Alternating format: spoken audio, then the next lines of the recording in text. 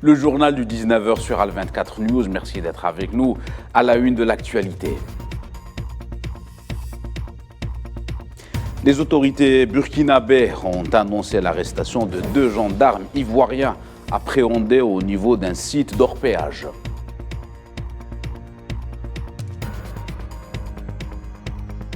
En pleine recrudescence des nombres de migrants dans le vieux continent, 9 dirigeants de l'Union européenne en discussion sur l'immigration à Malte.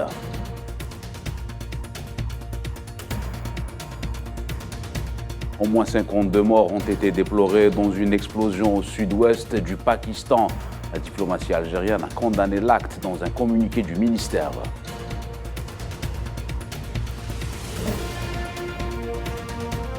Le continent africain se raconte à travers les Pani Franci au musée Jacques Chirac à Paris.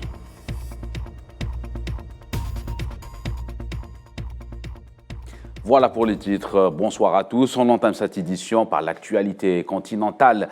Des entretiens sont en cours entre les autorités ivoiriennes et Ouagadougou après l'arrestation le 19 septembre dernier de 2 gendarmes ivoiriens en territoire burkinabé. Annonce faite par le porte-parole du gouvernement ivoirien. Selon des sources, les 2 gendarmes ivoiriens ont été arrêtés à la frontière avec le Burkina Faso. Le 19 septembre, ils ont été appréhendés sur un site d'orpaillage qui borde les 2 pays. Et depuis, ils ont été transférés à la capitale burkinabé, Ouagadougou. Et justement, dans la capitale Ouagadougou, des milliers de personnes se sont rassemblées ce 29 septembre dans la capitale burkinabé pour soutenir les autorités de transition. Presque un an, jour pour jour, après l'arrivée au pouvoir du capitaine Ibrahim Traoré. Les manifestants rassemblés à la place de la nation ont brandi les drapeaux nationaux et appelant à l'adoption d'une nouvelle constitution.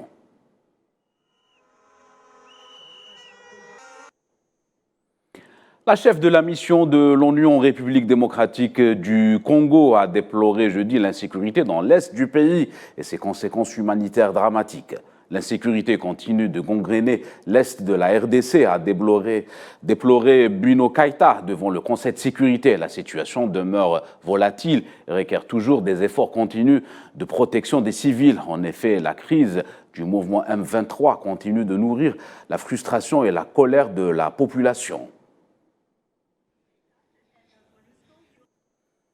Au Sahara occidental, les unités de l'armée populaire de libération sahraoui ont mené de nouvelles attaques contre les positions des forces d'occupation dans les secteurs d'Amgala et de Mahbès. C'est ce qu'a indiqué ces dernières heures le ministère sahraoui de la Défense dans son communiqué numéro 882. Pour rappel, le cessez-le-feu entre les 2 parties du conflit a été rompu suite à la crise de El Gargarat le 13 novembre 2020.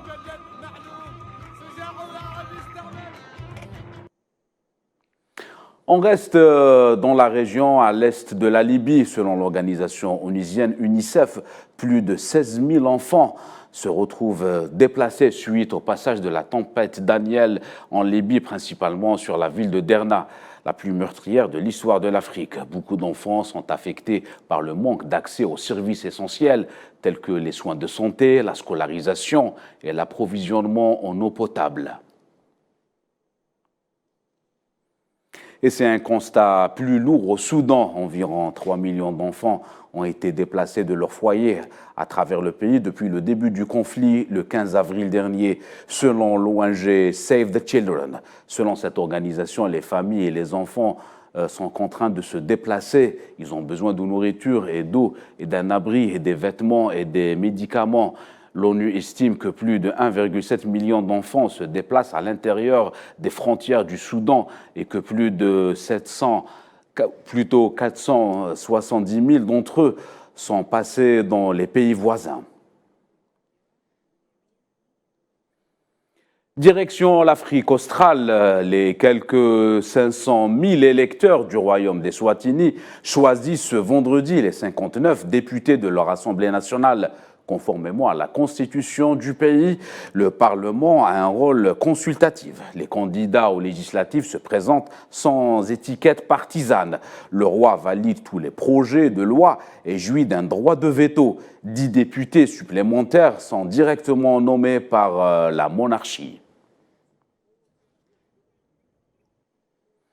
Le peuple palestinien a commémoré jeudi le 23e anniversaire du déclenchement de Intifadat al-Aqsa, survenu il y a 23 ans après que l'ancien premier ministre d'occupation a pris d'assaut la mosquée al-Aqsa. Une nouvelle commémoration qui survient dans un contexte de tension et d'escalade dans les territoires occupés de la Palestine. Le coordinateur des Nations Unies a fait état de 1264 Palestiniens en détention administrative. Dans son exposé devant le Conseil de sécurité, il a ajouté que la résolution 2334 du Conseil de sécurité appelle à prendre des mesures immédiates pour prévenir tous les actes de violence contre les civils palestiniens. On reste dans les territoires occupés de la Palestine. 2 citoyens palestiniens ont été blessés ce vendredi par les forces d'occupation selon des sources locales et sécuritaires. Un Palestinien a été blessé alors que son véhicule a été visé par des balles réelles des forces d'occupation et un autre a été arrêté dans la commune de El Bira en Cisjordanie. Les sources sécuritaires ont indiqué que les forces d'occupation ont tiré des balles sur un véhicule près du poste de contrôle.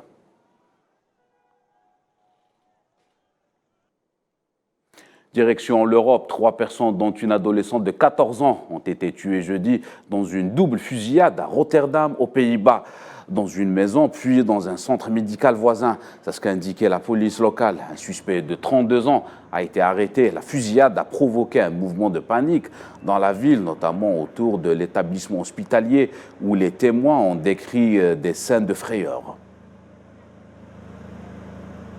Quand je suis sorti, la police est arrivée en courant et a dit à tout le monde de s'éloigner rapidement parce que c'était très dangereux.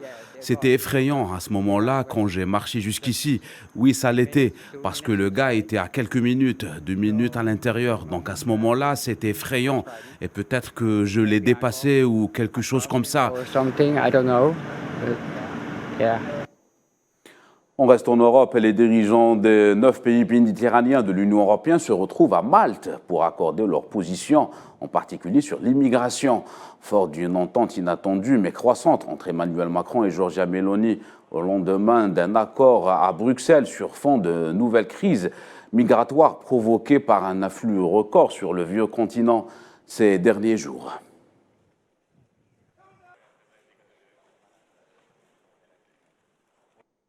C'est donc à Malte que se réunissent ces 9 pays méditerranéens de l'Union européenne, une occasion pour le pays de la rive nord de la Méditerranée de formuler une politique commune pour lutter contre l'immigration clandestine.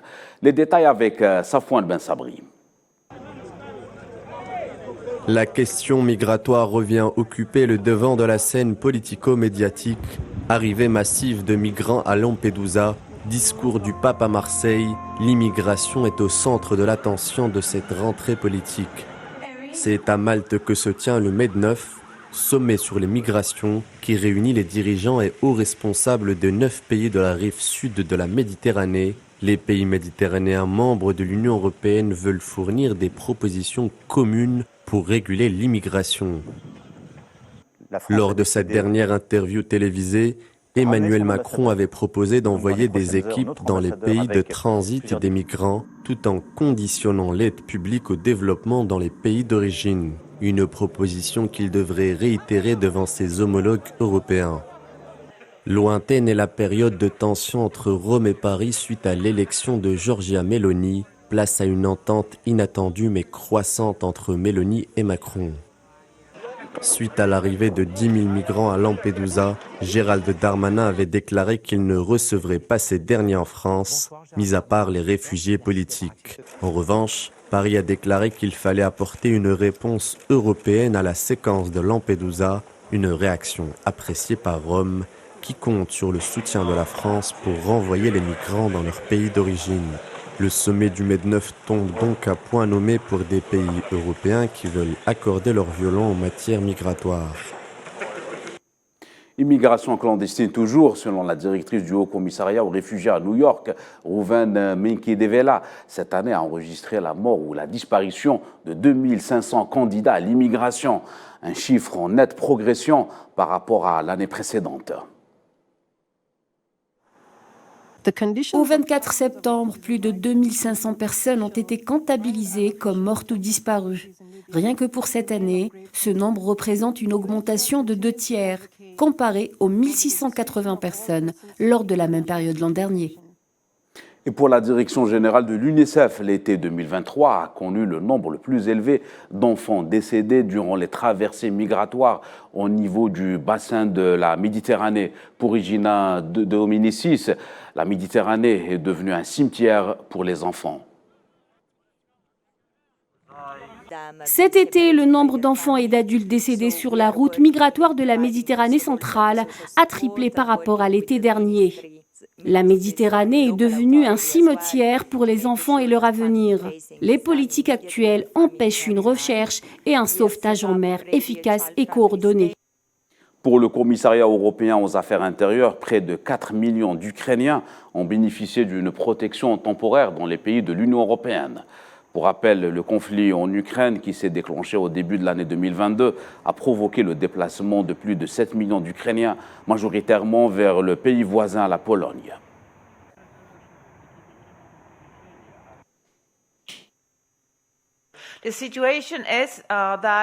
Le passage des frontières entre l'Ukraine et l'Union européenne représente environ 250 000 personnes par semaine, soit plus ou moins le même nombre dans les deux sens. Il y a quelques changements saisonniers avec Noël, l'été, etc. Mais là aussi, ils sont plus ou moins stables. Le président russe Vladimir Poutine a demandé à un ex-lieutenant de Prigojine de former des volontaires. Une demande qui survient dans le contexte de conflit en Ukraine depuis le 24 février 2022.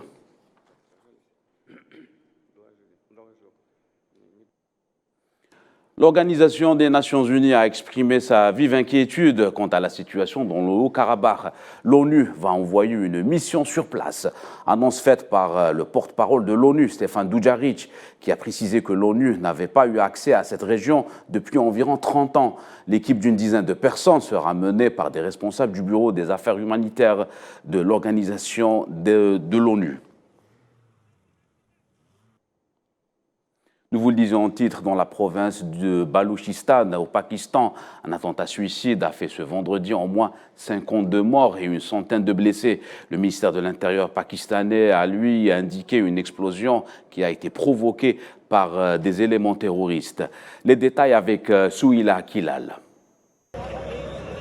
Une explosion qui a surpris une foule nombreuse rassemblée pour célébrer la naissance du prophète.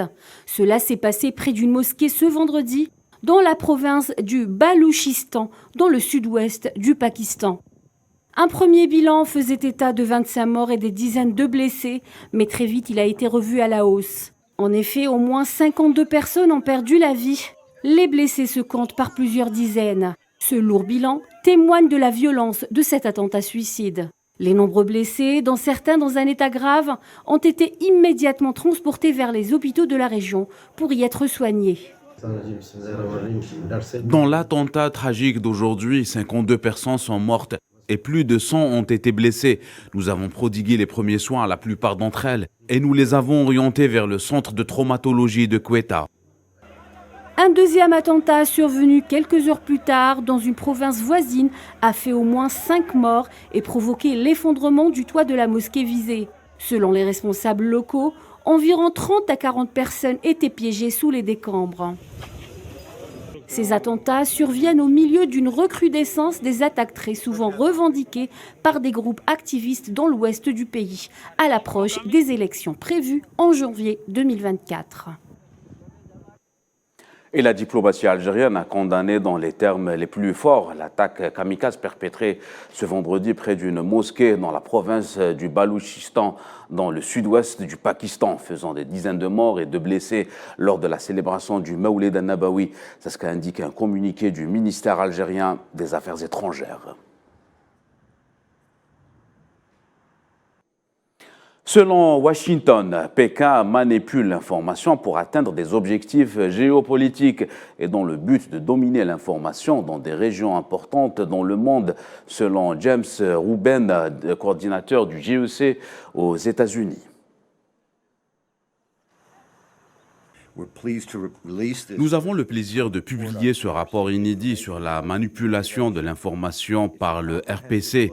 De l'information par la République populaire de Chine. Il s'agit d'un examen complet de la manière dont la RPC et le Parti communiste chinois tentent de déformer l'espace mondial de l'information pour atteindre leur objectif géopolitique. Quand on regarde les pièces du puzzle et qu'on le reconstitue, on constate une ambition stupéfiante de la part de la Chine visant à chercher à dominer l'information dans des régions clés du globe. Direction l'Amérique centrale, au moins 6 personnes sont mortes et 13 sont toujours portées disparues au Guatemala après la crue d'une rivière provoquée par de fortes pluies qui a emporté 6 habitations précaires de la capitale. La crue de la rivière a emporté des maisons du quartier Dios Ezequiel situé sous le pont de Narajo. 6 maisons ont été emportées après que la rivière Las Facas, qui a traversé la ville de Guatemala, a débordé dans une zone située à environ 2 km au sud du centre-ville.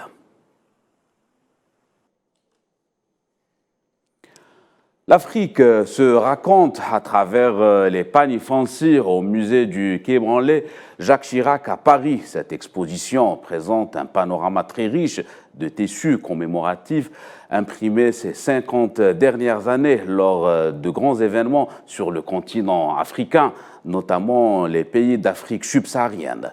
L'exposition se tiendra jusqu'au 14 janvier 2024 dans la capitale française, Paris.